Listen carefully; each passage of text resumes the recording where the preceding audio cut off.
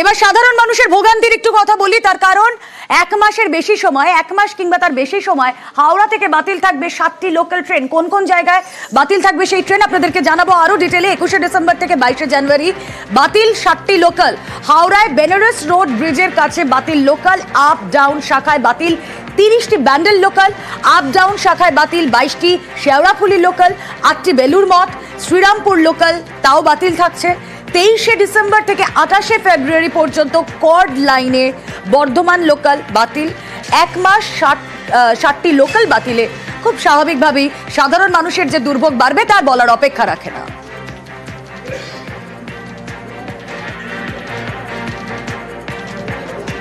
কথা বলবো, আমাদের প্রতিনিধি দেবাশিস চক্রবর্তী রয়েছেন সঙ্গে। দেবাশিস, এক মাসের বেশি সময় আমরা দেখছি লোকাল বাতিল থাকছে, সাধারণ মানুষের দুর্ভোগ যে হবে তা বলাই বাহুল্য।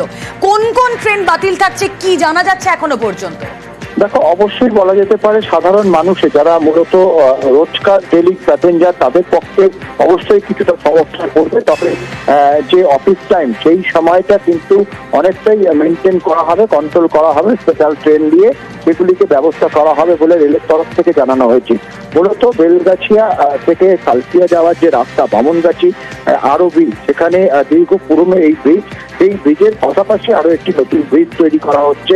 যেহেতু পুরনো ব্রিজটির অবস্থা কিন্তু খুব খারাপ, সেই কারণেই নতুন ব্রিজ তৈরি হচ্ছে এবং সেই ব্রিজ তৈরির কারণেই এই পাওয়ার ব্লক নেওয়া হবে। কার্যত প্রায় এক মাস এই কাজ চলবে। গাডার ব্রিজের একাধিক কাজগুলি মূলত কিন্তু লোকাল ট্রেন অর্থাৎ ইউএমএল ট্রেনের উপরেই বাতিল করা হচ্ছে।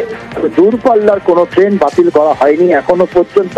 তবে বেশ কিছু সময় যখন কাজ হবে সেই সময় ট্রেনের সময়সূচি কিছুটা বদলানো হবে বলে রেলের তরফ থেকে জানানো হয়েছে। বেশ, बनारस आरओबी जो है 1904 का बना हुआ है। इसका रोड कंडीशन काफ़ी अच्छा नहीं है। 2011 से हेवी व्हीकल मूवमेंट के लिए ये बंद किया हुआ है।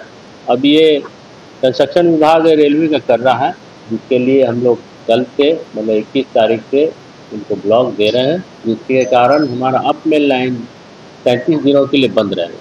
लॉन्ग डिस्टेंस के ट्रेन को हम नहीं कैंसिल करेंगे, क्योंकि लोगों ने काफ़ी दिनों से ट्रेन का रिजर्वेशन करा के रखा है, तो वैसा हमारा कोई प्लानिंग नहीं है।